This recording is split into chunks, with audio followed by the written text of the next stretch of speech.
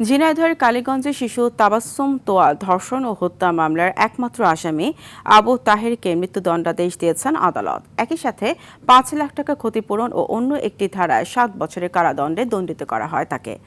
দুপুরে জেলার শিশু সহিংসতা দমন ট্রাইব্যুনালের বিচারক সালেহুজ্জামান এ রায় দেন। চলতি বছরের ২৫ মে ফেব্রুয়ারি নিজ বাড়ি থেকে নিখোঁজ হয় ৫ বছরের শিশু তাবাস্সুম। পরদিন সকালে একটি বিদ্যালয়ের সেপটিক ট্যাঙ্ক থেকে শিশুটির মরদেহ উদ্ধার করে পুলিশ। এদিকে জামালপুরে ৭ বছরের এক শিশুকে ধর্ষণের অভিযোগে জাহিদুল ইসলাম নামে এক কিশোরকে ১০ বছরের আটকাদেশ দিয়েছেন আদালত। ২০১৭ সালের ৭ই অক্টোবর সন্ধ্যায় বিস্কুট কিনতে নিজ বাসা থেকে বের হয় ওই কন্যা শিশু।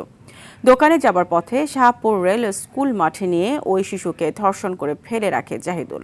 পরে স্থানীয়রা তাকে আটক করে পুলিশে সোপর্দ করে।